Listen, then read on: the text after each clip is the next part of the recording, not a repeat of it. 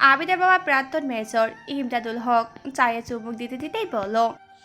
কি ব্যাপার নওশিন, তোমার গোয়েন্দাগিরি কেমন চলছে? এনা ইমদাদুল হকের দিকে তাকিয়ে একটা মুচকি হাসি দিয়ে বলল। একটা কথা বলি আঙ্কেল, এই তুমি আর আন্টি ছাড়া আজ পর্যন্ত কেউ আমাকে নওশিন বলে ডাকলো না। এমনকি আবিদও আমাকে এনা আপু বলে ডাকে। এই এনা এনা শুনতে শুনতে নিজের ডাক নামটাই প্রায় ভুলেই গেছি। ইমদাদুল হক হ হ করে হাসতে লাগলো। কিছুক্ষণ পর হাসি থামিয়ে বলল। তোমার বাবার দেয় নাম। তুমি যখন ছোট ছিলে তোমার বাবা বলতো, আমার মেয়েকে আমি অনেক বড় ডাক্তার বানাবো, যাতে আমার মেয়ে এই চট্টগ্রাম মানুষদের সেবা করতে পারে, গরিব দুঃখী মানুষের জন্য বিনামূল্যে চিকিৎসা নিতে পারে। ইমদাদুল হকের কথা শুনে ইনার সুন্দর হাসি মাখা মুখটা ফ্যাকাশে হয়ে গেল। আর কোনো কিছুতে এরকম হয় না। বাবার কথা শুনলেই এনা কেমন যেন হয়ে যায়। আবিদের মা পাশ থেকে ধমক দিয়ে বলল। আহা, কি যে করো না তুমি, দিলে তো মেয়েটার মনটা খারাপ করে। সেই কতদিন পর মেয়েটা আমাদের বাসায় আসলো, আর তুমি কি না। ইমদাদুল হক কি বলবে ভেবে পাচ্ছে না। কিছু একটা বলতে চাচ্ছিল, এনা থামিয়ে দিয়ে বলল। ব্যাপার না আঙ্কেল, আমি ঠিক আছি।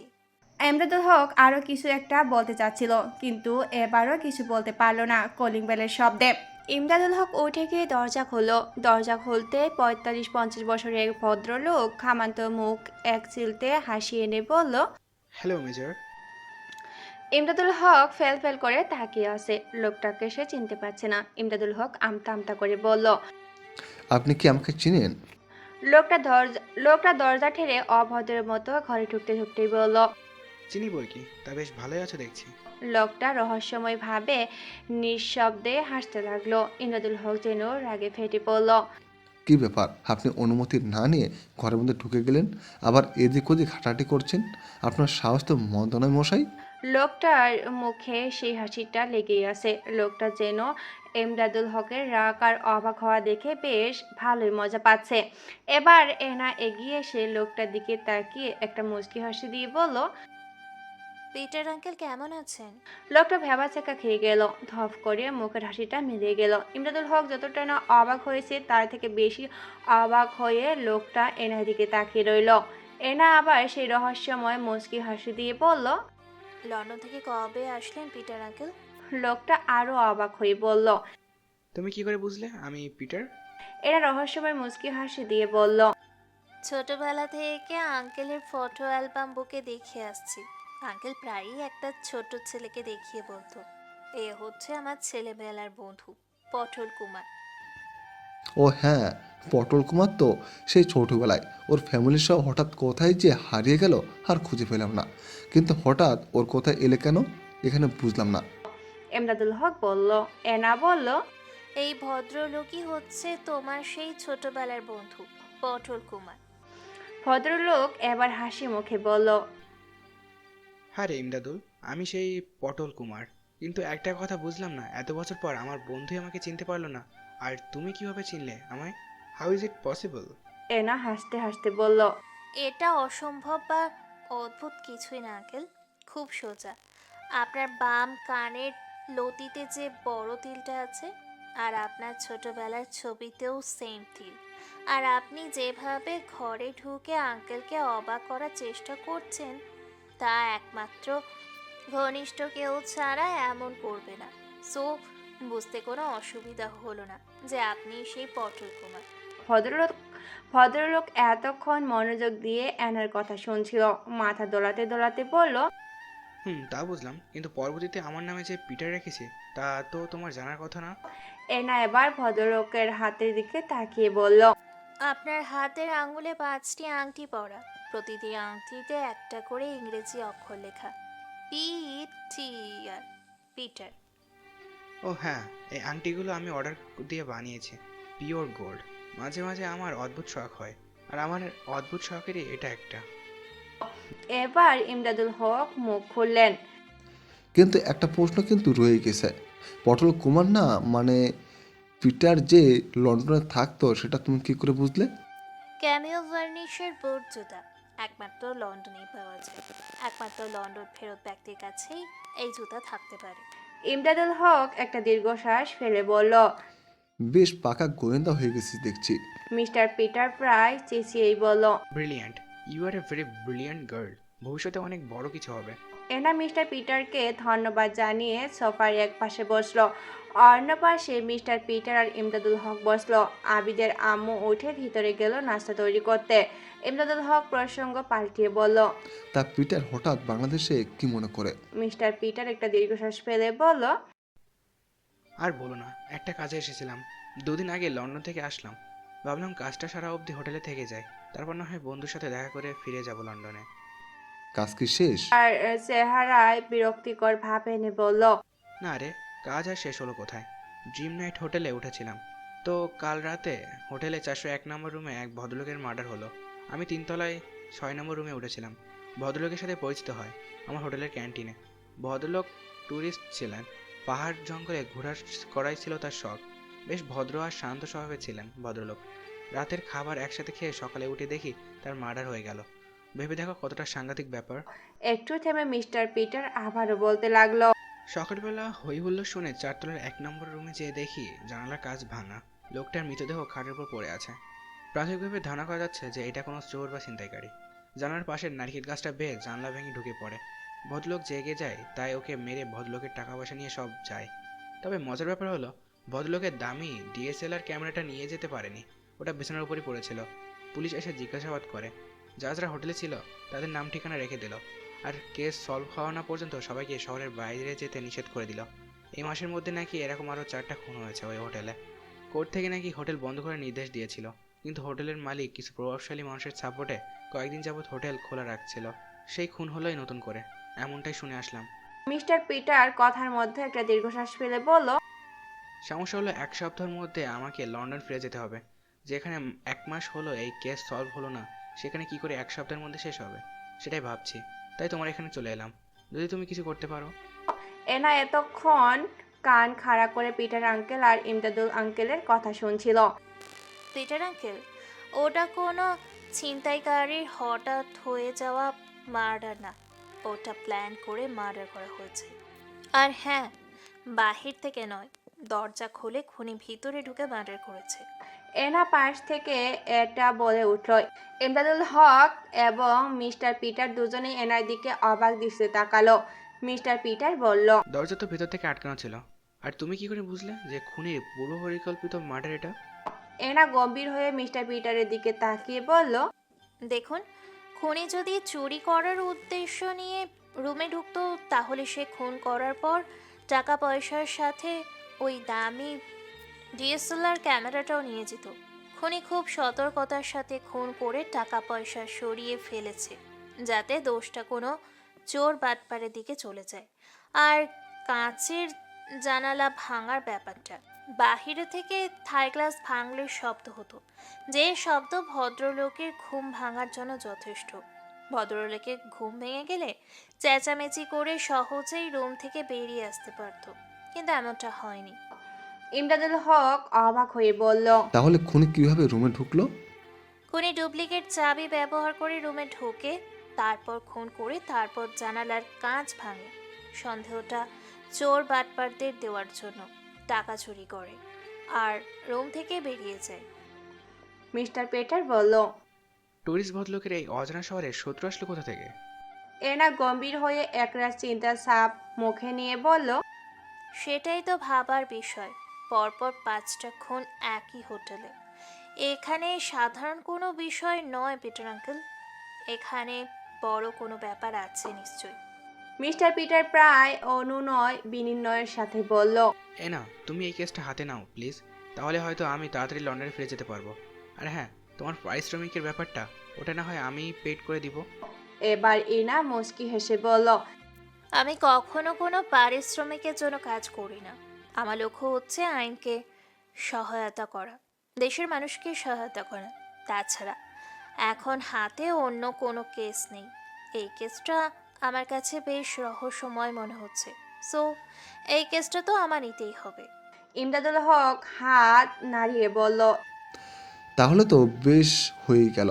তাহলে এনা কাজে লেগে পড়ো, দরকার পড়লে আমি আর পিটার তোমাকে সাহায্য করব। এনা উঠে দাঁড়াতে দাঁড়াতে বলল। তা তো অবশ্যই। তো পিটার আঙ্কেল, চলুন আপনার হোটেলের দিকে যাওয়া যাক। মিস্টার পিটার একটু অবাক হয়ে বলল, তা এখনই যাবে ঠিক করলে? সময়ের কাজ সময়ে করলেই ভালো, নয় কি পিটার আঙ্কেল? ইমদাদুল হক উঠে দাঁড়িয়ে বলল, তা আমাকে কি আসতে হবে? না, তোমাকে আসতে হবে না। তুমি একটা কাজ করো, তোমার ফোনটা সারাক্ষণ তুমি তোমার সাথে রেখো, যে কোনো মুহূর্তে তোমাকে প্রয়োজন পড়তে পারে।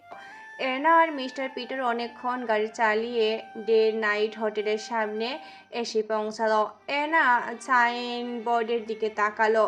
ডিজাইন করে খুব সুন্দর করে ইংরেজিতে লেখা ডে নাইট হোটেল, 5 তলা বিশিষ্ট, বেশ মনোরম পরিবেশ। হোটেলের বাম পাশে সুইমিং পুল, সামনের দিকটায় পার্কিং প্লাসে কয়েকটা গাড়ি পার্ক করা আছে। ডান দিকটায় কয়েকটা নারিকেল গাছ আর বেশ কিছু ফুল গাছ আছে। পেছনের দিকটায় তেমন কিছু নেই, কিন্তু বেশ কিছু দূর ঘন জঙ্গল। বেশ জনপ্রিয় একটি হোটেল। হোটেলটায় আধুনিকের ছোঁয়া, পাশে প্রকৃতির একটা গভীর টান আছে।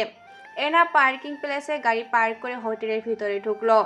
গ্রাউন্ড ফ্লোরে বাম দিকে পুরোটা জুড়িয়ে ক্যান্টিন, 2তলা ভিআইপিদের থাকার ব্যবস্থা, 3তলা, 4তলা এবং 5তলায় টুরিস্ট আর সাধারণ পাবলিক থাকে। এমনটাই বলল ম্যানেজার একটু থেমে বলল, দূর থেকে এখানে যারা যারা উঠেছিল তাদেরকে হোটেল ট্যাজে ট্রান্সফার করা হচ্ছে।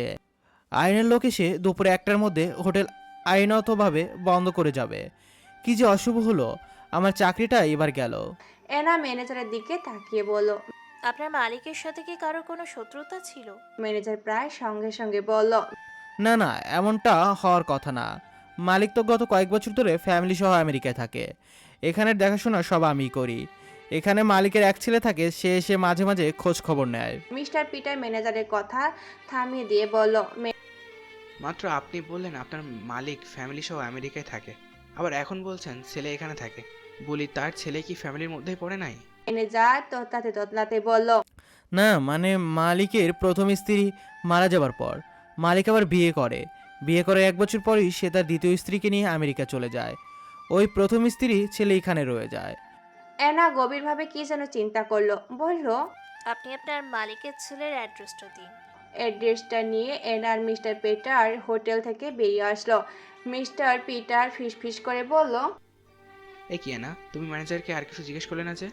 এনা মুচকি হেসে বলল, পিটার আঙ্কেল, আপনি ভয় পাবেন না, আমি আমার কাজ সঠিকভাবে এগোচ্ছি। আমার শুধু এই হোটেলের মালিকের ব্যাপারেই জানা ছিল।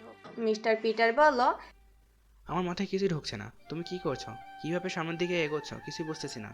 এনা গাড়ি চালাতে চালাতে বলল, পিটার আঙ্কেল, আপনি ব্যস্ত হবেন না, আপনি শুধু দেখে যান। তবে মিস্টার পিটার প্রায় সঙ্গে সঙ্গে বলল। তবে কি না? এনা গম্ভীর হয়ে সামনের দিকে তাকিয়ে গাড়ি ড্রাইভ করতে করতে বলল, কেসটাকে যতটা সহজ মনে করছিলাম ততটাই রহস্যময় লাগছে। এই কেসে আমাদের বিপদেও পড়তে হতে পারে পিটার আঙ্কেল। কথা শেষ করতে না করতেই দুপাশ থেকে দুটি কালো কার সাই সাই করে সামনে দিয়ে দ্রুত বজায় রেখে এনার গাড়িটা ব্লক করে চলতে লাগলো। পর মুহূর্তেই মুখোশ পরা দুটি বাইকার দুপাশ থেকে ইনার গাড়ি ঘিরে ধরলো। কিছুক্ষণ পর দুজনেই দুটি ছেলেনছাল লাগানো রিভলভার বের করে একটা এনাকে আর অন্যটা মিস্টার পিটারকে তাক করলো। তা দেখে মিস্টার পিটার ভয়ে চেঁচামেচি শুরু করে দিল। এনা অতি দক্ষতার সাথে গাড়ি ড্রাইভ করে গাড়ির ঢালটা বাম পাশে চাপ দিল। বাম পাশের বাইক নিয়ে থপাস করে পড়ে গেল। এনা চিৎকার করে বলল, পিটার আঙ্কেল, তাড়াতাড়ি সামনে থাকা গাড়ি দুটোর নাম্বার নোট করুন।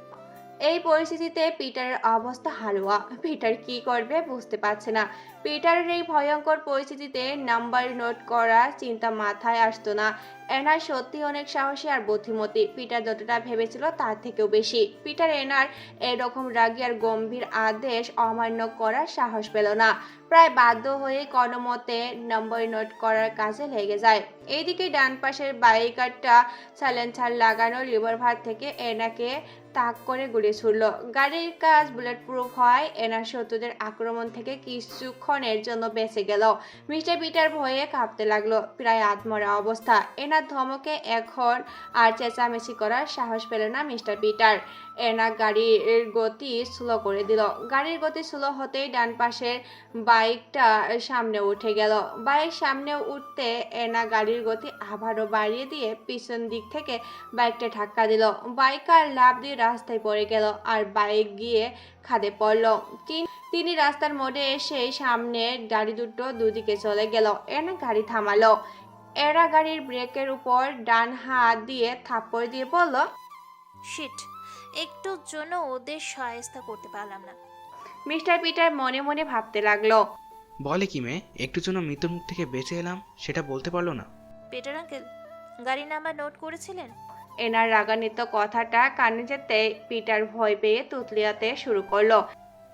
না মানে কোনো মতে একটা নোট করেছে। এনা পিটারের দিকে তাকিয়ে বলল। আপনি ভয় পাচ্ছেন কেন পিটার আঙ্কেল?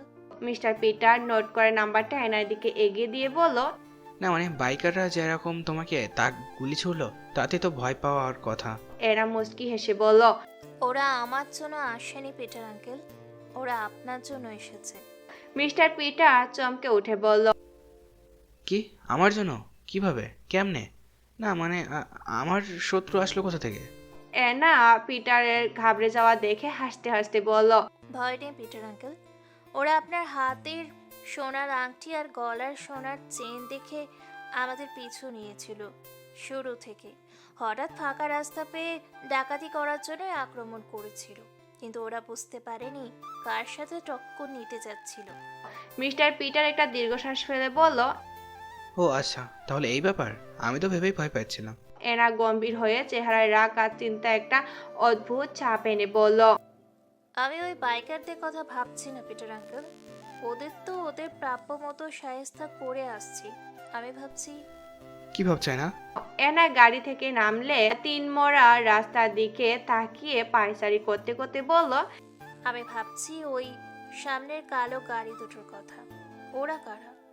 মিস্টার পিটার আশ্চর্য হয়ে বলল। কি বলো না, ওর ডাকাতির সাথে যুক্ত নয়? এনা গম্ভীর হয়ে মাথা দোলাতে দোলাতে বলল, না পিটার আঙ্কেল, ওদের সাথে এদের কোনো সম্পর্ক নেই। একভাবে বলতে পারেন এটা কোইন্সিডেন্ট। কালো গাড়ি দুটো আমাদের ফলো করতে বা আক্রমণ করতে এসেছিল, কিন্তু হঠাৎই ডাকাতের আক্রমণের ওরা আর আক্রমণ করার সুযোগ পেল না। তাহলে ওরা কারা আর কেনই বা আমাদের পিছু নিচ্ছিল? এনা তিন মুখের রাস্তাটা দেখতে দেখতে বলল, সেটাই তো ভাবছি পিটার আঙ্কেল, সেটাই তো ভাবছি। কোথাও যাবে নাকি? এখানে দাঁড়িয়ে থাকবে না? এনা গাড়ির দিকে এগোতে এগোতে বলল। চলুন যাওয়া যাক। মিস্টার পিটার গাড়ির দরজা খুলে গাড়ি উঠতে উঠতে বলল। এখন কোথায় যাচ্ছি আমরা? এরা মিস্টার পিটারের কথা সম্পূর্ণ আগ্রহ করে গাড়ি স্টার্ট দিয়ে ড্রাইভিংয়ে মনোযোগ দিল। মিস্টার পিটার আর কোনো প্রশ্ন করার সাহসই পেল না। এরা গম্ভীর হয়ে একটানা কি যেন ভেবেই যাচ্ছে। হঠাৎ এনা মিস্টার পিটারকে প্রশ্ন করলো, আচ্ছা পিটার আঙ্কেল, আপনার কি মনে হয় ওরা কারা হতে পারে? মিস্টার পিটার একটু ভেবে মাথা চুলকাতে চুলকাতে বলল, হোটেলের মার্ডার যারা করছে মনে হয় তারাই হবে। এনা মুচকি হেসে বলল। না, ওরা নয়। মিস্টার পিটার অবাক হয়ে বলল, ওরা নয় তাহলে কারা? আমার তো। মিস্টার পিটার কথা শেষ করতে পারলেন না, তার আগে এনা দ্রুততম কথা কানে এলো। আঙ্কেল, সিট বেল্ট লাগিয়ে শক্ত করে বসুন। এনা গাড়িটা অতি দূরত্ব বাম দিকে সরিয়ে নিল। গাড়িটা বাম দিকে সরাতেই গতি সম্পন্ন একটা ট্রাক এনাদের গাড়িটা যে জায়গায় ছিল ওই জায়গায় নিয়ে চলে গেল। আর কয়েক মুহূর্তে এনাদের গাড়িটা ওখানে থাকলে এতক্ষণে এনার গাড়িটা ট্রাকের নিচে থাকতো। এনা গাড়িটা এত দ্রুত সাইড করলো যে গাড়িটার বেগে গিয়ে স্লিপ কেটে যায়। রাস্তার পাশে থাকা একটা গাছের সাথে ধাক্কা লাগতে লাগতে বেঁচে যায়।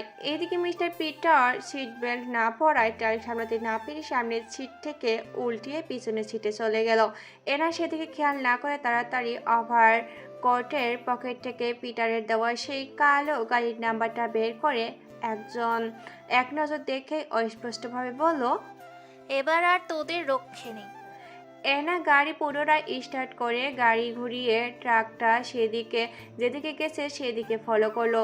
মিস্টার পিটার মুহূর্তের মধ্যে কি যেন হয়ে গেল সেটা বোঝার চেষ্টা করতেছে। তার কাছে কেমন যেন একটা ঘরের মতো কেটে গেল। এনা কিছুক্ষণ পরে একটা ফ্যাক্টরিয়ার সামনে ওই ট্রাকটা দেখতে পেল। এনা একটু দূরে গাড়িটা থামিয়ে গাড়ির মধ্যে বসে ট্রাক্টরের দিকে তাকিয়ে রইল। মিস্টার পিটারের চোখ ওই ট্রাকের নম্বর প্লেটের দিকে যেতে চমকে উঠে বলল। আরে এটা তো সেই কালো গাড়িটার নাম্বার, এর সাথে হুবহু মিলে যাচ্ছে। এনা মাথা দুলিয়ে বলল। এই জন্যই তো এটাকে ফলো করা। হয়তো কোনো যোগসূত্র থাকতে পারে, কিন্তু কোনো লাভ হলো না পিটার আঙ্কেল। কেন? এনা গাড়ি স্টার্ট করতে করতে বলল। পরে বলবো, এখন চলুন শাহরিয়ার আহমেদ সাহেবের বাসায় যাওয়া যাক। মিস্টার পিটার প্রশ্ন করলো। শাহরিয়ার আহমেদকে? এনা মুচকি হাসি দিয়ে বলল। গেলেই বুঝতে পারবেন। তোমাকে নিয়ে আর পারা গেল না, সব কথায় রহস্য রেখে দাও। এনা হাসতে হাসতে বলল। আচ্ছা পিটার আঙ্কেল, আপনি পটল কুমার থেকে পিটার হলেন কিভাবে? মিস্টার পিটার একগাল হেসে বলল, সে এক মজার কাহিনী, বলি শোনো। বেশ ছোটবেলাতে আমি এখান থেকে লন্ডনে চলে যাই। ওখানে আমার নাম নিয়ে পড়ি সমস্যায়। পটল কুমার কেউ উচ্চারণ করে না। বন্ধুরা আমাকে বেশিরভাগই পটো করে ডাকে। তাদের মতে এটা বেশ কঠিন নাম, উচ্চারণ করতে সমস্যা হয়। তো ওখানকার স্কুলে ভর্তি হওয়ার সময় আমাকে নাম জিজ্ঞেস করতে আমি বললাম পটল কুমার। এটা বলতে তারা বলে উঠল, এটা কি কারো নাম হতে পারে? তাদের ভাষায়। আমাদের সাথে এক আঙ্কেল ছিল, সে ছোটবেলা থেকে ওখানে থাকতো। তা সে বলল, পটল কুমার বাদ দিয়ে পিটার দিয়ে দিন। সেই তখন থেকে আমার নাম পিটার হয়ে গেল। এনা হাসতে লাগলো। মিস্টার পিটারও হাসতে লাগলো। হঠাৎ এনা গাড়িতে ব্রেক কষলো। মিস্টার পিটার একটা হুমড়ি খেল। এনাটা সিট বেল্ট খুলতে খুলতে বলল। পিটার আঙ্কেল, কতবার বললাম গাড়িতে উঠলে সিট বেল্ট লাগিয়ে দিবেন।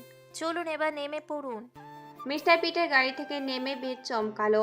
একটা বাড়ি দেখতে পেলেন। এনা গেট পেরিয়ে সোজা বাড়ির ভিতরে ঢুকে গেলেন। মিস্টার পিটারও এনাকে অনুসরণ করলো। এনা কলিং বেল চাপ দিল। কিছুক্ষণ পর 30-35 বছরের এক ভদ্রলোক, সুন্দর চেহারা, পরনে পায়জামা পাঞ্জাবি, দরজা খুলে এনার দিকে তাকিয়ে আপাদমস্তক দেখে বলল। কাকে চাই? এনা শান্ত গলায় বলল। আপনি নিশ্চয়ই শাহরিয়ার সাহেব? জি হ্যাঁ, আমি শাহরিয়ার, কিন্তু আপনি কে? এনা ওভারকোটের পকেট থেকে একটা কার্ড বের করে ভদ্রলোকের হাতে দিয়ে বলল। আমি এনা। ভদ্রলোক কার্ড হাতে নিয়ে দেখতে লাগলো। কিছুক্ষণ পরে মুখে হাসি এনে বলল। আরে ডিটেকটিভ এনাজে, আসুন ভিতরে আসুন। আপনার নাম শুনেছি কিন্তু কখনো দেখি নাই। আসুন ভিতরে এসে বসুন। এনা আর পিটার ভিতরে ঢুকলো। ঘরের বাহিরটা যতটা সুন্দর ছিল, ভিতরটা আরো সুন্দর। দেয়ালে সুন্দর সুন্দর কয়েকটা পেন্টিং, বেশ দামিও বটে। আধুনিক আসবাবপত্র দিয়ে ঘরটা সাজানো। এরা সবাই গিয়ে বসলো। পিটারও গিয়ে ডান দিকটায় বসলো। শাহরিয়ার এনার দিকে তাকিয়ে বলল। তারপর বলুন মিস অ্যানা, হঠাৎ কি জন্য আমার বাসায় আগমন? কোনো কারণ ছাড়া তো ডিটেকটিভ কারো বাসায় যায় না। এনা বেশ গম্ভীর হয়ে বলল। আপনাদের ডে নাইট হোটেলে যে 5টা খুন হয়েছে সেই ব্যাপারে কথা বলতে এসেছি। শাহরিয়ার চমকে উঠে বলল। কি ডে নাইট হোটেলে 5টা মার্ডার? আর ওটা আমাদের হোটেল মানে কি যাতা বলছেন? এনাকে কখনো চমকে উঠতে দেখা যায়নি। এবার তার ব্যতিক্রম হলো। এনা কপাল ভাঁজ করে পকেট থেকে হোটেলের ম্যানেজারের দেওয়া অ্যাড্রেসটা হাতে নিয়ে শাহরিয়ার দিকে এগিয়ে দিতে দিতে বলল। দেখুন তো এটা আপনার বাসার অ্যাড্রেস কিনা। শাহরিয়ার আহমেদ সাহেব অ্যাড্রেসটা হাতে নিয়ে একবার চোখ বুলিয়ে বলল। হ্যাঁ, এটা তো আমার বাসারই অ্যাড্রেস। আপনার বাবা আমেরিকায় থাকে। আপনার বাবা দ্বিতীয় স্ত্রী নিয়ে। আপনার বাবার প্রথম স্ত্রী মানে আপনার মায়ের একমাত্র সন্তান আপনি। শাহরিয়ার আহমেদ বেশ অবাক হয়ে চোখ কপালে তুলে বলল। হ্যাঁ, সব সত্যি, কিন্তু আপনি এই কথা জানেন কিভাবে? আমার স্ত্রীও আজ পর্যন্ত এই কথা জানে না। এমনকি এখানকার কেউ এই কথা জানে না, শুধু আমি ছাড়া। কিন্তু আপনি কি করে জানলেন? আপনাদের ডে নাইট হোটেলের ম্যানেজারই তো বললো। শাহরিয়ার আহমেদ এবার রেগে মেগে বললেন। কতবার আপনাদের বলবো যে ডে নাইট হোটেল আমাদের নয়? এনা গম্ভীর আর চিন্তিত হয়ে শাহরিয়ার আহমেদ সাহেবের দিকে এক দৃষ্টিতে তাকিয়ে রইল। এনা কখনো এরকম গোলক ধাঁধার মধ্যে পড়েনি। এনার মনে হাজারো প্রশ্ন। কে মিথ্যে বলছে, শাহরিয়ার নাকি ম্যানেজার? ম্যানেজার যদি মিথ্যে বলে তাহলে পুরোপুরি মিথ্যে বলে নাই কেন? আর শাহরিয়ার যদি সত্যি বলে পুরোপুরি সত্যি বলেনি কেন?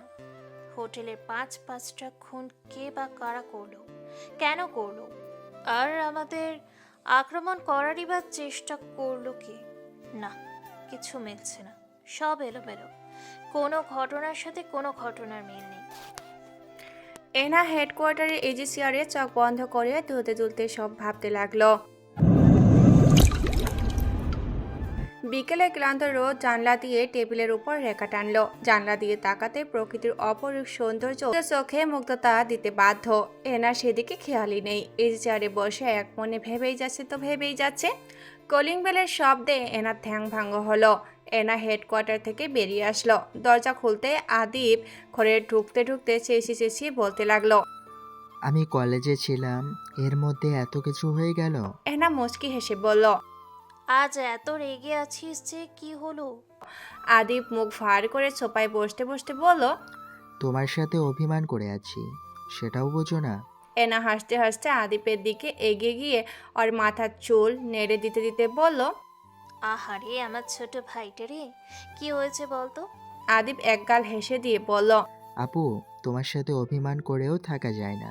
ঠিকই কিভাবে যেন মন ভালো করে দাও। তোমার ওই মায়াবী মুখের দিকে তাকিয়ে কেউই অভিমান করে বা রাগ করে থাকতে পারবে না। এনা আদিবের পাশে বসতে বসতে বলল। হয়েছে, আর পাম দিতে হবে না। এবার তো খুশির খবরটা বলে ফেল। আদিব আশ্চর্য হয়ে বলল। তুমি কি করে বুঝলে যে আমি একটা খুশির সংবাদ বলবো? এনা আদিবের দিকে তাকিয়ে মিষ্টি হাসি মুখে এনে বলল। তুই কলিং বেলে 3বার চাপ দিয়েছিলি, কিন্তু নির্দিষ্ট মুহূর্ত পর পর। মানুষ যখন খুব খুশিতে থাকে তখন স্বভাবতই তার মনে এক আনন্দ শিহরণ বইছে। ওই আনন্দ মানুষের সঙ্গে অঙ্গ প্রত্যঙ্গগুলো এক প্রকার তাল দেয়, আর আনন্দের শিহরণেই তুই তাল বাজিয়ে বাজিয়ে বেল চাপছিলি। সেক্ষেত্রে ধরে নেওয়া যায় তোর মনে কোনো আনন্দের সংবাদ এপাশ ওপাশ করছে। আদিপ এতক্ষণ হাঁ করে এনার কথাগুলো শুনছিল। এনার কথা শেষ হতেই মাথা দুলিয়ে দুলিয়ে বলতে লাগলো। বাহ এনা আপু, বাহ, তোমার জবাব নেই। মাঝে মাঝে মনে হয় তোমার কোনো অলৌকিকে ক্ষমতা আছে, কিন্তু পরক্ষণেই যখন ব্যাপারটা বুঝিয়ে বলো তখন মনে হয় এই সামান্য ব্যাপার, এটা কেন মাথায় আসলো না। এনা সোফার সামনে একটু হেলান দিয়ে ডান পাটা বাম পায়ের উপর দিয়ে বলল। তুই ক্ষুদ্র ক্ষুদ্র জিনিস এড়িয়ে যাস, কিন্তু এই ক্ষুদ্র ক্ষুদ্র জিনিসই হতে পারে কোনো ক্লু, হতে পারে কোনো রহস্যের সমাধান। যাই হোক, এবার তোর ভিতরের জমিয়ে রাখা কথাগুলো বলে ফেল, নয়তো বেলুনের মতো ফেটে যেতে পারে। এনার এই কঠিন কথার মধ্যে রসাত্মক কথাটা মাথায় ঢুকলো না। সে তার মতো করেই মুখে মিষ্টি হাসি এনে বলল। তুমি জানো না আপু কি হয়েছে? তুমি তো পিটার আঙ্কেলকে আমাদের বাসা দিয়ে এসে তুমি তোমার বাসায় চলে এলে। ওদিকে আমি স্কুল থেকে এসেই পিটার আঙ্কেলকে দেখি আবার সাথে বসে বসে চোখ বড় বড় করে হাত দুটো কেরাতির মতো হেলিয়ে দুলিয়ে তোমাদের সেই বিপদে পড়া ঘটনাগুলো বর্ণনা দিতে লাগলো। আমিও মাঝপথে জয়েন করলাম।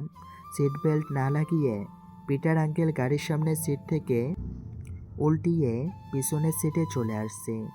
কিভাবে আসছে সেটাও সোফায় গোড়াগাড়ি দিয়ে দেখিয়ে দিল। হাসতে হাসতে তো আমার পড়ান শেষ। এনা নিঃশব্দে সুন্দর করে হাসতে লাগলো। কর্ণমতে হাসি থামিয়ে আবিদ আবারও বলতে লাগলো। কেসটা সম্পর্কে পিটার আঙ্কেলের কাছে মোটামুটি সবই শুনেছি। শেষমেশ কার উপর সন্দেহ যাচ্ছে তোমার? এনা গম্ভীর হয়ে কি যেন ভাবলো। হঠাৎ এনা উঠে দাঁড়ালো। আবিদ, তুই এখানে বস, আমি ভিতর থেকে আসছি। এনা সোজা হেডকোয়ার্টারে ঢুকে গায়ে ওভারকোটটা জড়িয়ে নিল। ওভারকোটের পকেটে একটা ম্যাগনিফাইড গ্লাস ও একটা কম্পাস ঢুকিয়ে নিল। ড্রয়ার থেকে ডায়েরিটা বের করলো। ডায়েরির পাশে থাকা রিভলভারটার দিকে চোখ যেতে এনা মনে মনে ভাবতে লাগলো, আজ চান্দুরা একবার হাতের কাছে পইর, মজা বসিয়ে দিব। হাতে ডায়েরিটা নিয়ে রিভলভারটা কোমরের বেল্টের সাথে এনা ওভারকোট দিয়ে ঢুকিয়ে নিল। হেডকোয়ার্টার থেকে বেরিয়ে আবিদকে বলল। চল আবিদ। কোথায়? সকালে ম্যানেজারের ঠিকানাটা নোট করে এনেছিলাম। চল ম্যানেজারের সাথে দেখা করে আসি। তাছাড়া একটু অন্য কাজও আছে। এনা কথাটা বলে হাঁটা শুরু করলো। আবিদ আর কথা বলার সুযোগ বা সাহস পেল না। এরা এখন গোয়েন্দা মুডে। এনা যখন গোয়েন্দা মুডে থাকে তখন অন্যরকম হয়ে যায়, বেশ রহস্যময় হয়ে যায়। কলিং বেল চাপতেই 30-37 বছরের একটা ভদ্রমহিলা দরজা খুলল। কর্কশ গলায় বলল, আপনারা আবার কি? ততক্ষণায় 25-30 বছরের মধ্যে অন্য এক মহিলাও দরজায় উকি দিল। আমি ডিটেকটিভ এনা। এটা বলতেই ভদ্র মহিলা দুজনের মুখের দিকে চাওয়াচাওয়ি করতে লাগলো। আমি মিস্টার আফজাল হোসেনের সাথে দেখা করতে এসেছি। এনার কথা শেষ হতেই দ্বিতীয় ভদ্র মহিলা চেঁচাতে চেঁচাতে ভিতরে ঢুকলো। ওগো, দেখো দেখি কি হচ্ছে আমাদের সাথে। এনা ভদ্র মহিলার কাণ্ড দেখে বেশ অবাক হলো। কিছুক্ষণ পর এক ভদ্রলোক এসে কঠিন গলায় বলল, কি হয়েছে, কাকে চাই? এনা এবার বলল, মিস্টার আফজাল হোসেনের সাথে দেখা করতে চাই। সকালে তার সাথে কথা হয়েছে, সেই বাসার ঠিকানা দিয়েছে। ভদ্রলোক বেশ উঁচু গলায় খেকিয়ে বলল, থামুন, ফাজলামোর জায়গা পাচ্ছেন না। দেখে তো ভদ্র ফ্যামিলির মনে হচ্ছে। যে ব্যক্তিগত 7 দিন আগে মারা গেছে তাকে নিয়ে মজা করতে আপনাদের বিবেকে বাঁধল না? আবিদ যেন আকাশ থেকে পড়ল। এ কি বলছে লোকটা? মেরেজা যদি 7 দিন আগে মারা যায় তাহলে এনা আপু কার সাথে কথা বললো? আবিদ অসহায় দৃষ্টিতে এনার দিকে তাকালো। এনা রহস্যময় মুচকি হাসি দিয়ে বলল, চল যাই, এখানে কাজ শেষ। এনা গাড়ি চালিয়ে নিচ্ছে গন্তব্যস্থানে। আদিব বলল, আপু, বুঝলাম না ব্যাপারটা। এদিকে আশ্চর্য একটা বিষয় হয়ে গেল আর তুমি হাসছো। আমি যেটা ভেবেছিলাম ঠিক তেমনটাই হয়েছে। আর হ্যাঁ, তোকে বাস স্টেশন নামিয়ে দিচ্ছি। তুই বাস ধরে সন্ধ্যা হওয়ার আগে বাসে চলে যা। আমি এইদিকে একটু ব্যাপারগুলো গুছিয়ে নিচ্ছি। শীঘ্রই হত্যাকারীদের খুঁজে বের করব। কাল সকাল 10টায় পিটার আঙ্কেলকে নিয়ে হোটেল তাজের সামনে আসবি। MM05, এটা মনে রাখিস। আদিপ আর কিছু বলার সুযোগ পেল না। গাড়ি বাস এসে গেছে। এনা আদিপকে ওখানে নামিয়ে দিয়ে গাড়ি নিয়ে সোজা সদরে একটা শপিং মলের সামনে গাড়ি পার্ক করলো। গাড়ি থেকে নেমে শপিং মলে ঢুকলো। মলে সুন্দর সুন্দর পেন্টিং দেখা যাচ্ছে। এটা ভদ্র মহিলা এগিয়ে এসে বলল, ম্যামের কি কিছু প্রয়োজন? এনা মিষ্টি একটা গলায় বলল, আচ্ছা, আর্টিস্ট সঞ্জীবের কোনো লেটেস্ট পেইন্টিং আছে? ভদ্র মহিলা মিষ্টি হাসি দিতে দিতেই বলল, সরি ম্যাম, তার পেইন্ট তো এখানে পাবেন না, তার পেইন্ট তো ঢাকাতেই পাবেন। এনা অসহায়ের মতো করেই বলল, এখান থেকে কি কোনোভাবে ম্যানেজ করা যাবে? সরি ম্যাম, আর্টিস্ট সঞ্জীব এখন আর তেমন পেইন্ট করে না, মাসে একটা বড় জোর দুটো। একটু খোঁজ নিয়ে জানতে পারবেন কি এ মাসে তার কোনো পেইন্ট আসছে কিনা? ভদ্র মহিলা এনার মুখের দিকে তাকিয়ে কি যেন ভেবেই বলল, আচ্ছা ম্যাম, আপনি এখানেই বসুন, আমি খোঁজ নিয়ে জানাচ্ছি। ভদ্র মহিলা উঠে ভিতরে চলে গেল। কিছুক্ষণ পর এসে বলল, সরি ম্যাম, আমি আন্তরিকভাবে দুঃখিত। এ মাসে তার একটাই পেইন্টিং আসছিল, তাও বিক্রি হয়ে গেছে। এই ধরুন 5-6 দিন আগে। এরা ভদ্র মহিলাকে ধন্যবাদ জানিয়ে চলে আসে মল থেকে। বের হয়ে হোটেলে তাজের উদ্দেশ্যে বের হলো। শুক্রবার, আজ আদিবের কলেজ অফ।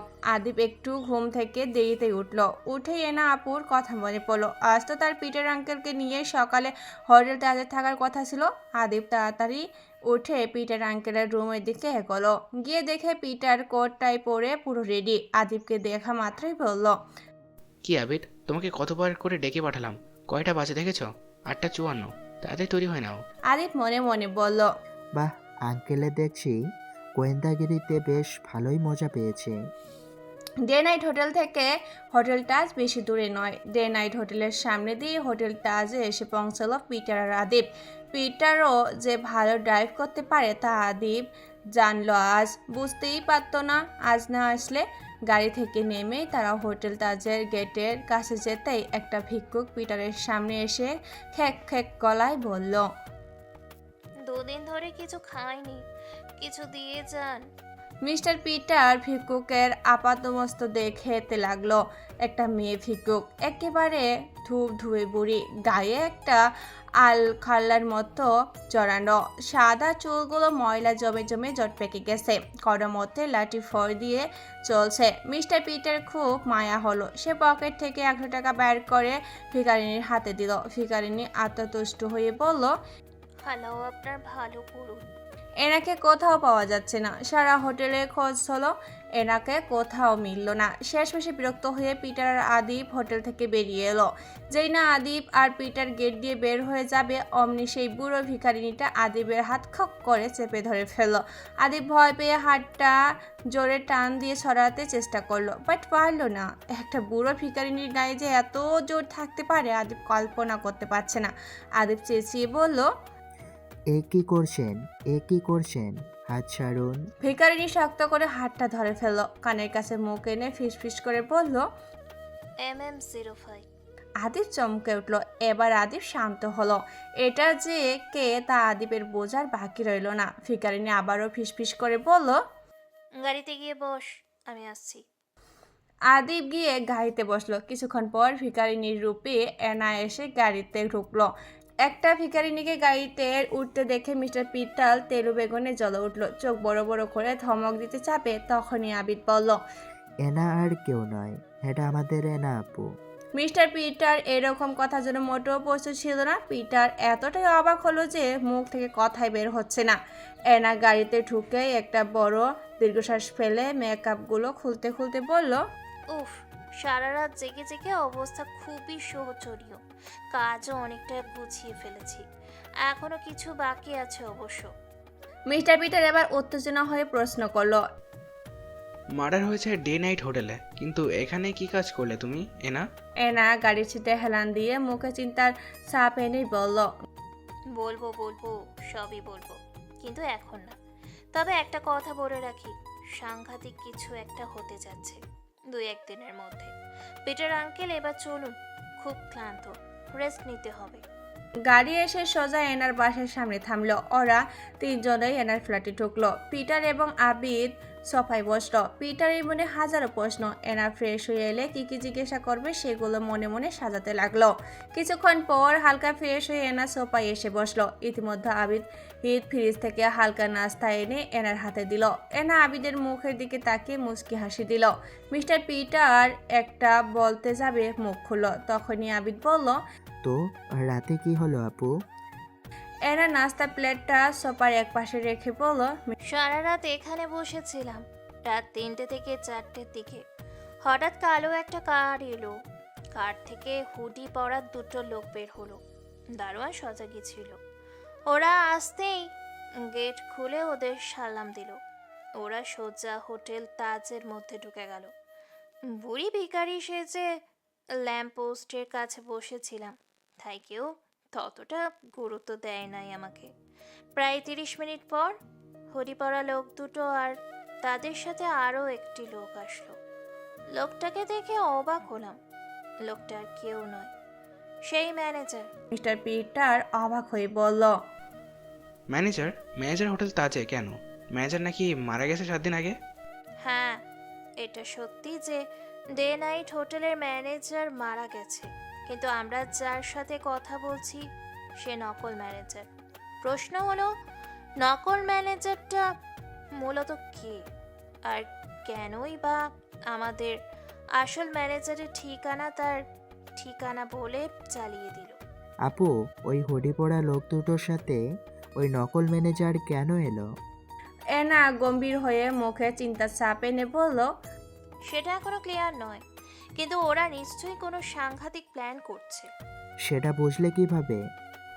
এনা বলল, ওদের কথা শুনছিলাম যখন নকল ম্যানেজার হুডি পরা লোক দুটিকে গাড়িতে এগিয়ে করে দিচ্ছিল, তখন ম্যানেজার বলেছিল 2 দিনের মধ্যেই কিন্তু কাজটা শেষ করতে হবে।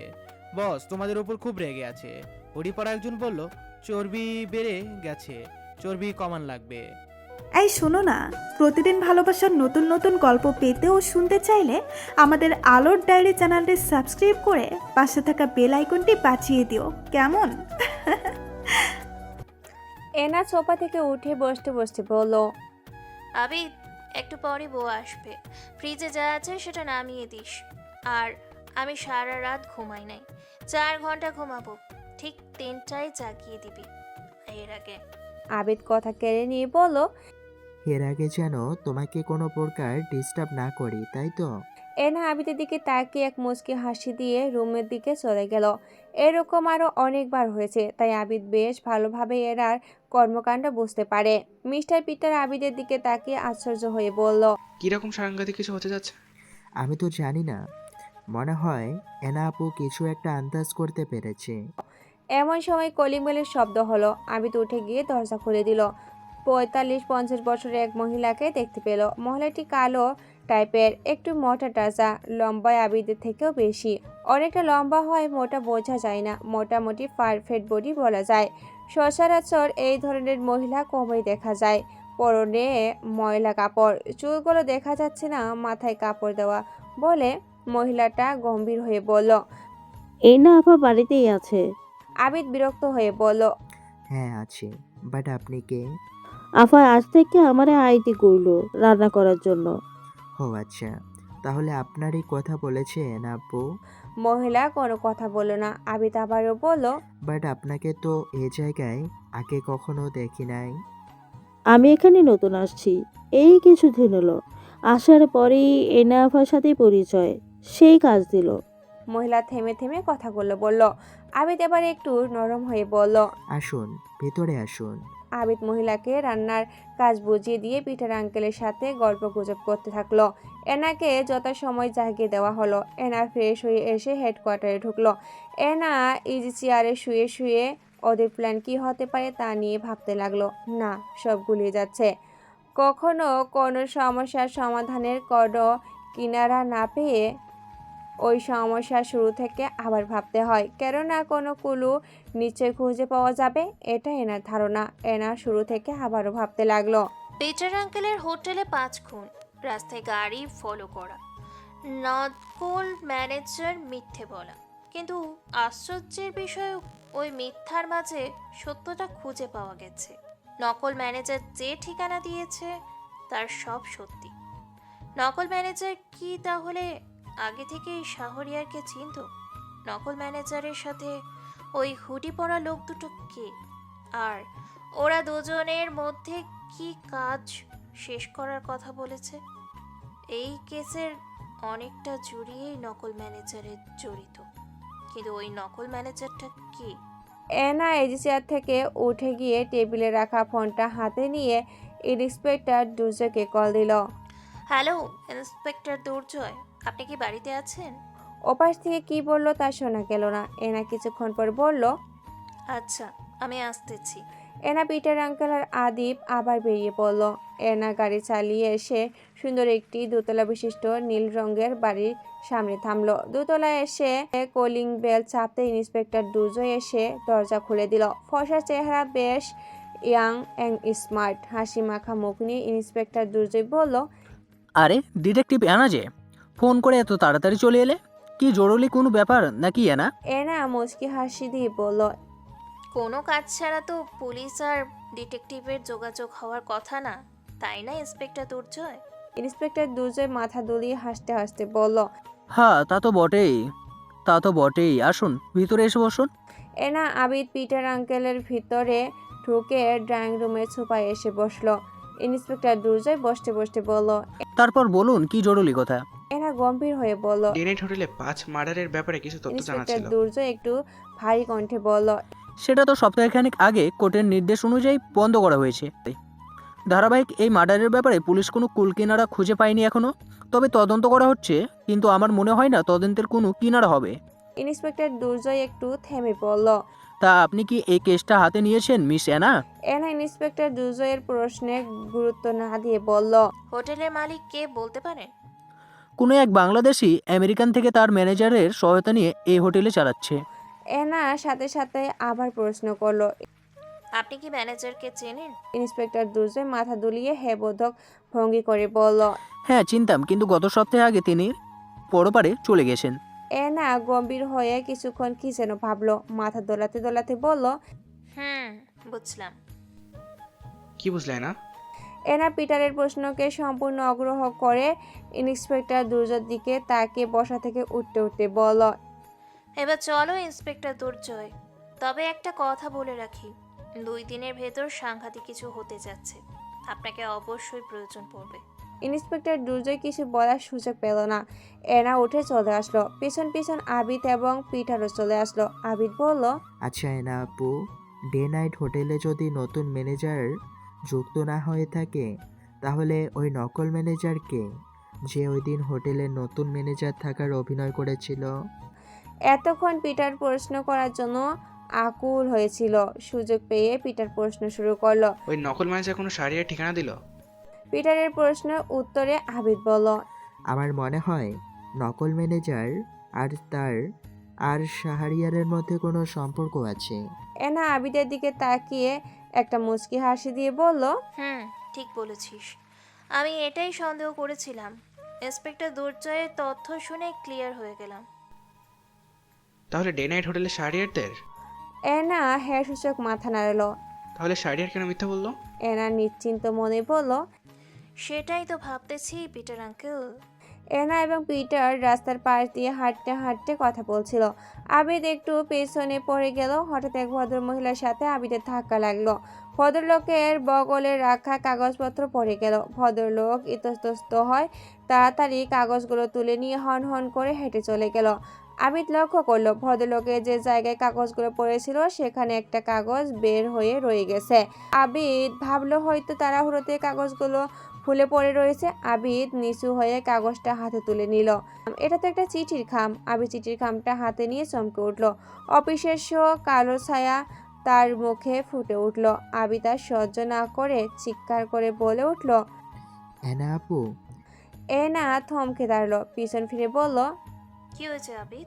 আবিদ চিঠির খামটা এনার দিকে এগিয়ে দিল। কোনো মতো সংক্ষেপে ঘটনাটা খুলে বলল। এনা খামটা হাতে নিয়ে দেখলো খামের উপর এনা লেখা। এনার গম্ভীর হয়ে খামটা খুলে একটা চিঠি বের করলো। চিঠিতে লেখা, সাবধান সাবধান, বেশি গোয়েন্দাগিরি করা ভালো না।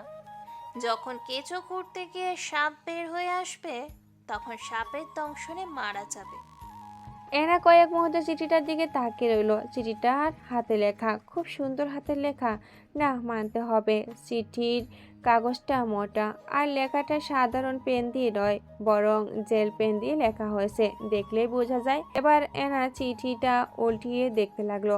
হঠাৎ এনার চোখ একটা জায়গায় আটকে গেল। উত্তেজিত হয়ে এনা ওভারকোটের পকেট থেকে ম্যাগনিফাই গ্লাস বের করে চিঠির উপর প্রান্ত ম্যাগনিফাই গ্লাস দিয়ে চোখ বোলালো। এক প্রকার হলদে টাইপ কি রকম যেন আভা দেখা যাচ্ছে। এনার চোখ মুখ উত্তেজনায় ভরে উঠলো। এনা কি যেন ভেবেই যাচ্ছে। হঠাৎ এনার মুখে হাসি ফুটে উঠলো। মিস্টার পিটার অবাক হয়ে এনার দিকে তাকিয়ে রইল। যতটা না অবাক হলো কি স্বরূপ চিঠিটা পেয়ে, তার থেকে বেশি অবাক হলো এই পরিস্থিতিতে এনার মুখে হাসি দেখে। কিন্তু আবিদ বুঝতে পারলো এনার মুখের হাসিটার কথা। যখন রহস্যের হোটেলের আলোয় আসা দেখতে পায়, তখনই এনার সম্পূর্ণ বিপদের মাঝে মুখে হাসি ফুটিয়ে আনে। এনার মুখে হাসি ঝলক এনে বলল, বুঝলি আবিদ, বেশি বুদ্ধিমান লোকই ছোট ছোট বিষয় নিয়ে পাকামো করতে গিয়ে ফেঁসে যায়। শিকারীর মুখের সামনে দিক নির্দেশনা দিয়ে যখন শিকার পালানোর চেষ্টা করে, তখন পরিস্থিতি কোথায় গিয়ে দাঁড়ায় বুঝতেই তো পারছিস। মিস্টার পিটার নিরাশ হয়ে মুখটা ফ্যাকাশে করে বলল, কোন বুদ্ধিমান লোক? কিসের শিকারে? কিছুই তো মাথায় ঢুকছে না। তুমি কি কোনো কিছু আন্দাজ করতে পেরেছো নাকি এনা? এনা মুচকি হেসে বলল, শুধু আন্দাজ নয় পিটার আঙ্কেল, 90% শিওর বলতে পারেন, 10% কনফিউশনে আছি। তবে কি জানেন, 1% কনফিউশনেও কেসের অনেক মোড় ঘুরে যেতে পারে। তাই আগে 10% কনফিউশন খুঁজে বের করতে হবে। চলুন যাওয়া যাক। এবার কোথায় যাব এনা আপু? এনা আবিরের দিকে তাকিয়ে বলল, হোটেল তাজ। হোটেল তাজের সামনে গাড়ি এসে থামলো। এনা বলল, আপনারা গাড়িতেই বসুন, আমি 20 মিনিটের মধ্যে আসছি। এনা আর কিছু বলল না, আর কিছু শোনার জন্য অপেক্ষা করলো না। গাড়ি থেকে নেমে হন হন করে গেট দিয়ে হোটেলের মধ্যে ঢুকে গেল। যাওয়ার সময় দরজার দিকে এক নজর তাকালো, তারপর আবার হাঁটতে লাগলো। সোজা গিয়ে রিসেপশনের সামনে এসে দাঁড়ালো। একটা ফর্মাল ড্রেস পরা ছেলে এগিয়ে এসে বলল, welcome, can you help me ma'am? Ena মুখে এক চিলতে হাসি এনে বলল, Sure, I want to meet the manager. What did you say? To the manager's room?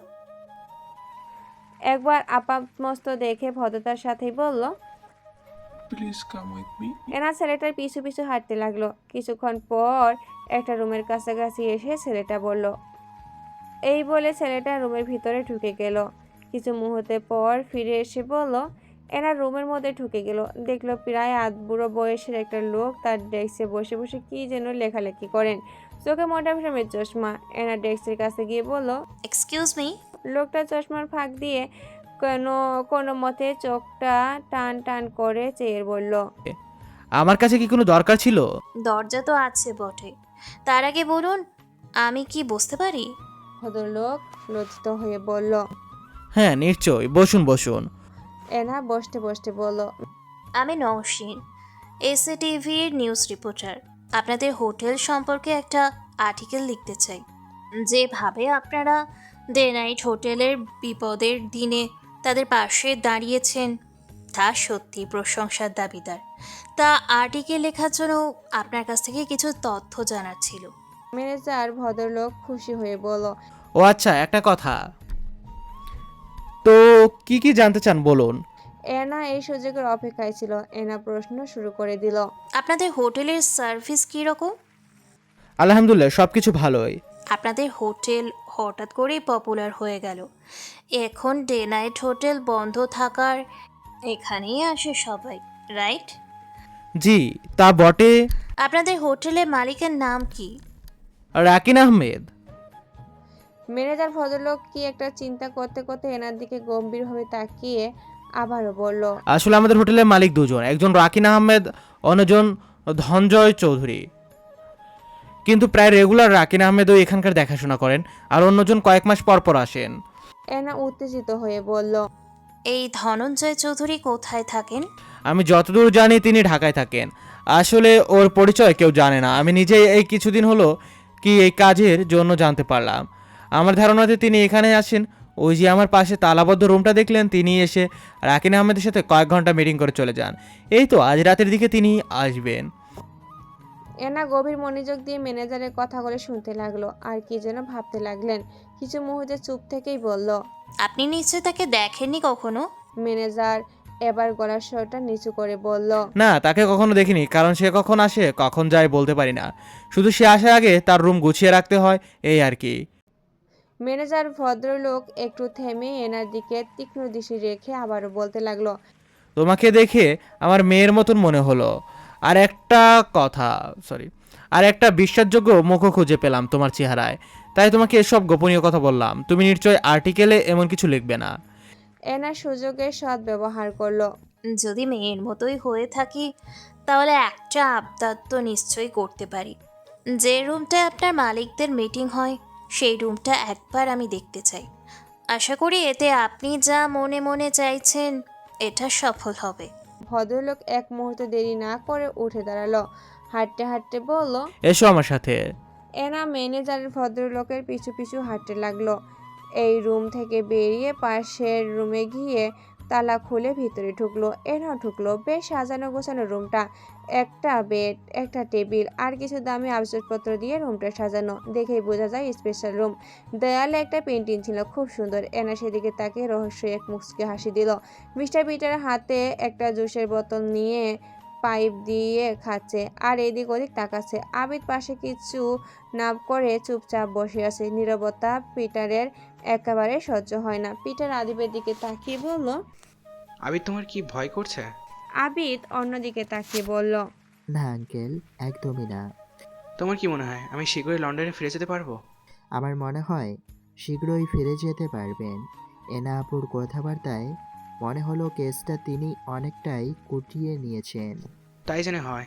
তা এনা এখনো আসছে না কেন? 20 মিনিট তো ওভার হয়ে গেল। পিটার কথা শেষ হতে না হতে আবিদ বলল, ওই যে এনা আপু আসতেছে। এনা এসে গাড়ির দরজা খুলে গাড়িতে বসতে আবিদ প্রশ্ন করলো, ভেতরে কি হলো আপু?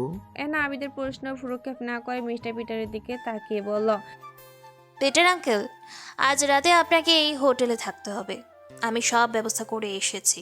Room number 207। এই নিন চাবি। মিস্টার পিটার হাঁ করে তাকিয়ে রইল। এনা আবারও বলল, চাবিটা ধরুন। মিস্টার পিটার তোতলাতে তোতলাতে বলল, না মানে আমি কেন, কিভাবে? সব প্রশ্নের উত্তর পরে বলবো। যা করতে বলছি তা করুন। সন্ধ্যা হয়ে এলো, তাড়াতাড়ি যান, ওখানে সব ব্যবস্থা করে আসছি। আর হ্যাঁ, রুমে ঢুকেই আমাকে ইমোতে কল দিবেন। কি কি করতে হবে আমি সব কিছু বুঝিয়ে দেব। অগত্যা মিস্টার পিটার আর কিছু বলতে পারল না, চাবি দিয়ে হোটেল দিকে রওনা দিল। এনা গাড়ি ড্রাইভ করে হোটেল থেকে সামান্য দূরে গিয়ে গাড়িটাকে আড়াল করে পার্ক করে গাড়ির মধ্যে বসে অপেক্ষা করতে লাগলেন। এনা স্পষ্টভাবে বলল, গভীর জলের মাছ। মিস্টার পিটার একটা রুমের সামনে এসে দাঁড়ালো। রুমের দরজার উপরে দিকে দেয়ালে লেখা 207। মনে মনে বলল, হ্যাঁ এটাই। চাবি দিয়ে রুম খুলে ভেতরে ঢুকলো। বেশ পরিপাটি রুম, সাজানো গোছানো আছে। এনার কথা মনে পড়ে গেল।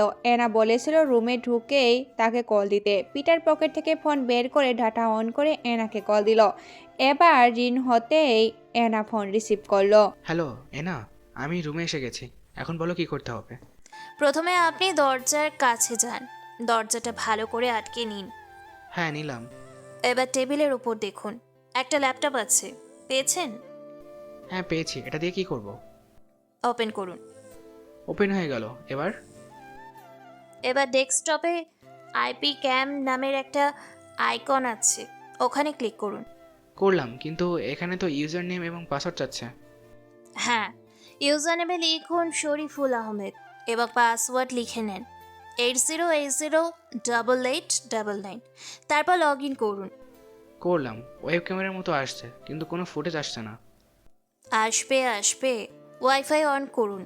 এবার PQ25B61 7A D869146 D4681 এই নামের ওয়াইফাই কানেক্ট করুন। তারপর দেখুন কি আসছে। একটা ফুটেজ আসছে, দেখে মনে হচ্ছে কোনো রুমের ফুটেজ। এটা রুমে কোনো লোকজন নেই, একটা টেবিল এবং একটা বেডের কিছু অংশ দেখা যাচ্ছে। কিন্তু এটা কোন জায়গার ফুটেজ না? আপনার বাম পাশের 206 নম্বর রুমের ফুটেজ। পিটার যেন আকাশ থেকে পড়ল। কি? কিন্তু কেন? রাত 9টার পর এই কেসের মেইন সাসপেক্ট আসবে, তার জন্য ওই রুমে স্পাই ক্যামেরা লাগানো হয়েছে। আর হ্যাঁ, বলে রাখি, 9টার পর আপনার কথা বলা একেবারে বন্ধ করতে হবে। আর কেউ যদি দরজায় নক করে একেবারেই খুলবেন না, কোনো শব্দ পর্যন্ত করবেন না। একটা অসাবধানতার জন্য প্ল্যান বিফলে যেতে পারে। মিস্টার পিটার কাঁপা কাঁপা গলায় বলল, কী সব বলতেছো? এখন তো আমার ভয় করতেছে। ভয়ের কিছু নেই।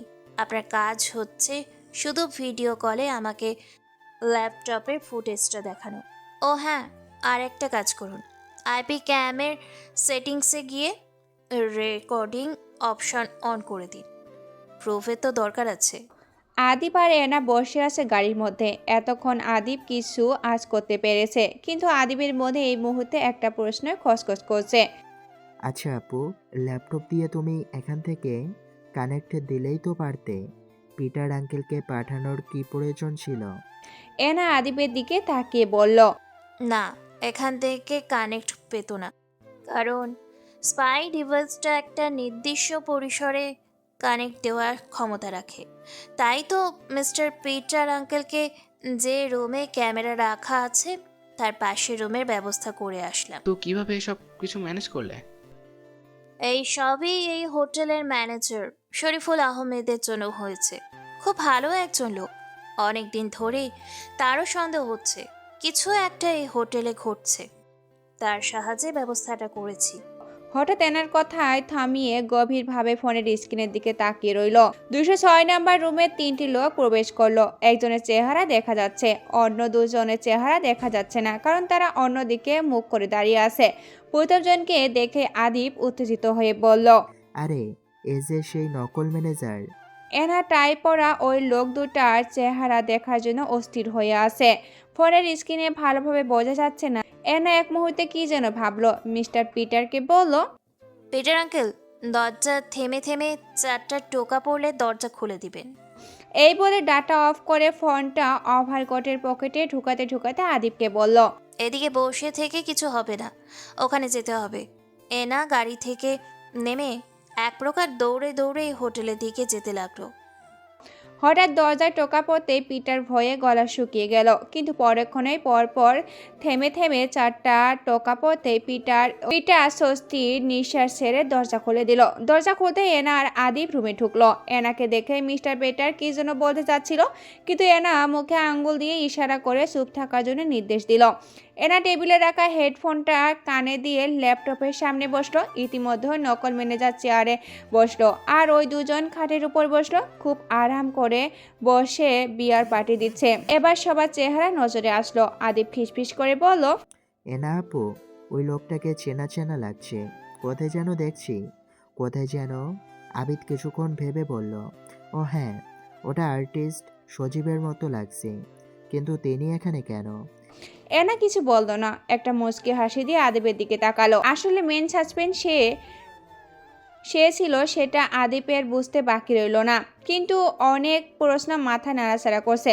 এনা আপু কিভাবে, কি জন্য আর্টিস্ট সজীবকে সন্দেহ করলো, কিভাবে কি হলো কিছুই বুঝতে পারছে না।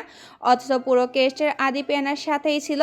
এনা মুঠোফোনটা হাতে নিয়ে কি যেন করলো, তারপর আবার ল্যাপটপের স্ক্রিনে মনোযোগ দিয়ে ওদের দেখছে আর ওদের কথোপকথন শুনছে। নকল ম্যানেজার হাসতে হাসতে বলল, এবার তো আপনাদের হোটেলের কোনায় কোনায় ভর্তি। এবার একটু আমার কমিশনটা যদি বাড়িয়ে দিতেন খুব খুশি হতাম। আর্টিস্ট সজীব কোনো কথা বলল না। পাশ থেকে অন্য একটা লোক বলে উঠল, হ্যাঁ দিব, কিন্তু তোমাকে যে বললাম ওই ডিটেকটিভ, হ্যাঁ দিব, কিন্তু তোমাকে যে বললাম ওই ডিটেকটিভ মেয়েটার উপর নজর রাখতে, সেটা কি দেখেছো?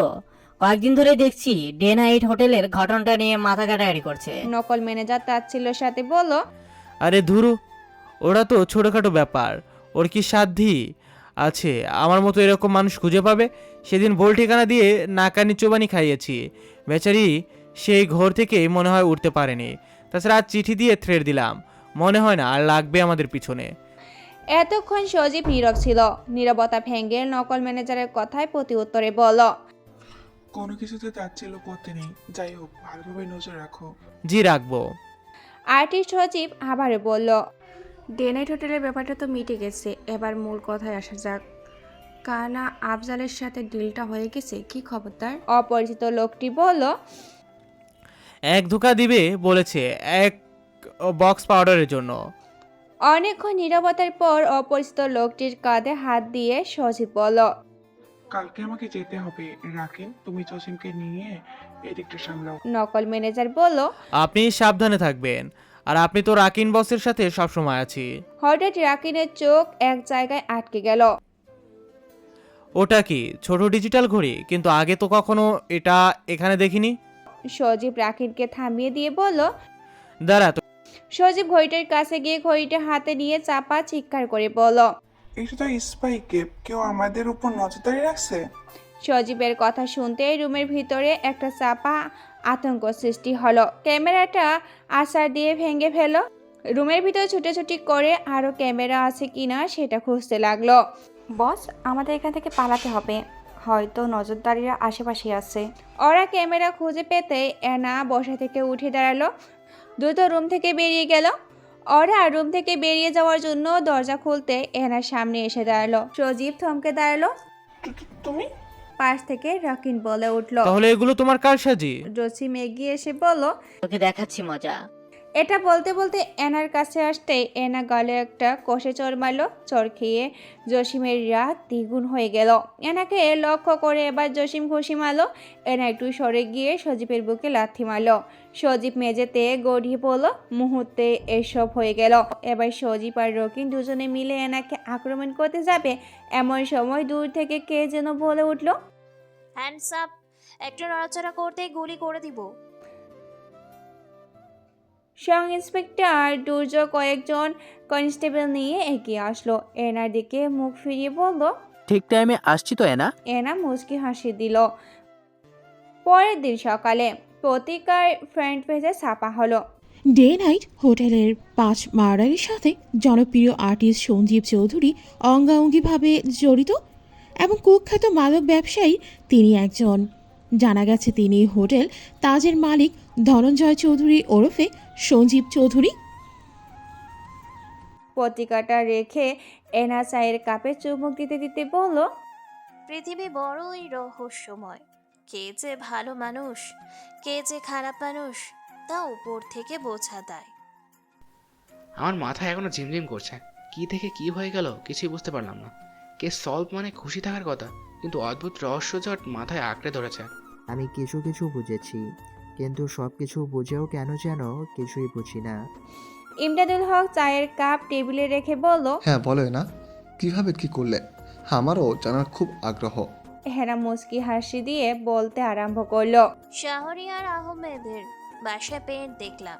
আর্টিস্ট সঞ্জীবের সাইন করা ছিল পেন্টের নিচের কোণার দিকটায়। সেটা স্বাভাবিক ছিল, কিন্তু অদ্ভুত লাগলো একটা বাঁধানো ফ্রেম দেখে। ফ্রেমে একটা হাতের লেখা বাঁধানো ছিল।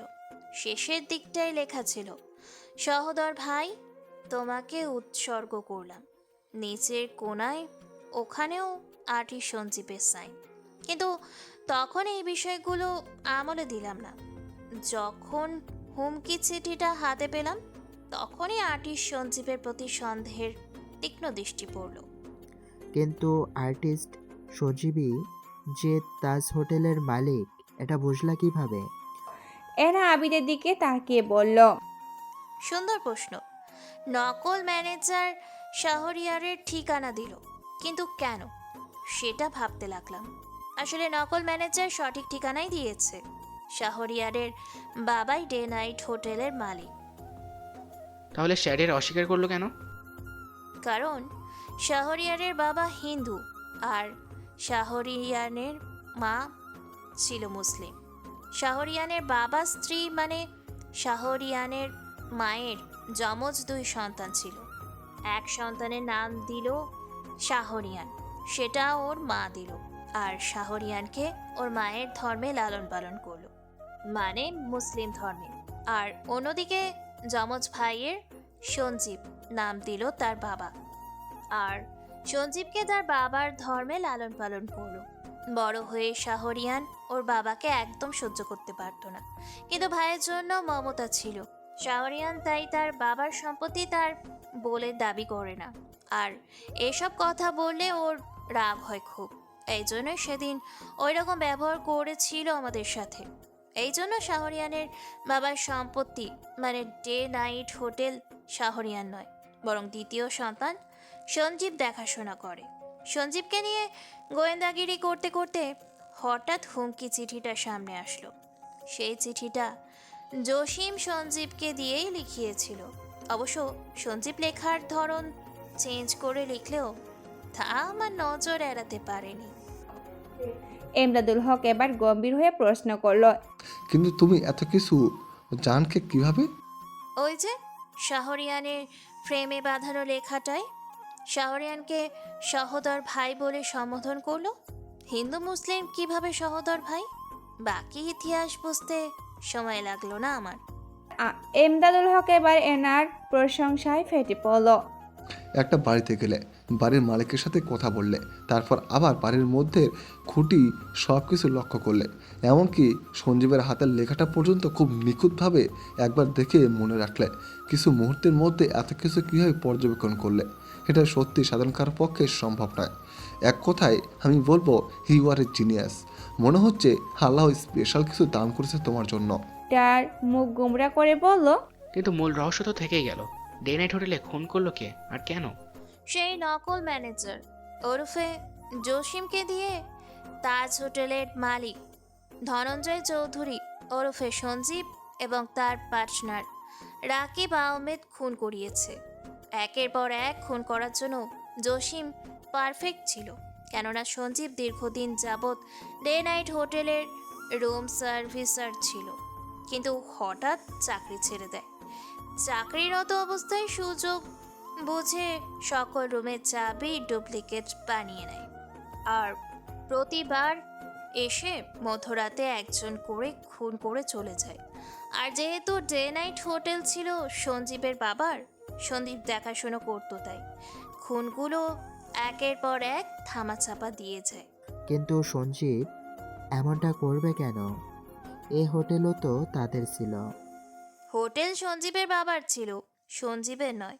সঞ্জীব তো মাত্র দেখাশোনা করত, আর সঞ্জীবের বাবা কখনো তাকে এই সম্পত্তি লিখিতভাবে দিত না। কারণ এটা দ্বিতীয় স্ত্রীর ভবিষ্যৎ ছেলে মেয়ের জন্য রেখে দেয়। তাই সঞ্জীব দুষ্টু বুদ্ধি করে, তার বাবার হোটেল বরবাদ করে ডে নাইট হোটেলের সকল সুনাম ধুলোয় মিশিয়ে দিয়ে তার নিজের তাজ হোটেল সুনাম অর্জনে লেগে পড়ে। তাছাড়া দূর অবধি আর কোনো ভালো হোটেল ছিল না। ডে নাইট বন্ধ হলে তাজ হোটেল অনায়াসে ভালো চলবে। মিস্টার পিটার হাঁ করে তাকিয়ে রইল। সবাই আবার প্রশংসায় পঞ্চমুখ। মিস্টার পিটার খুশি হয়ে বলল, তোমার এই কেসের পারিশ্রমিক হিসেবে আমি তোমাকে আমার নিজের খরচে আমার সাথে লন্ডন ঘুরতে নিয়ে যেতে চাই, যদি তুমি রাজি হও। এনা কেনই বা এরকম সুযোগ হাতছাড়া করবে। সমাপ্ত।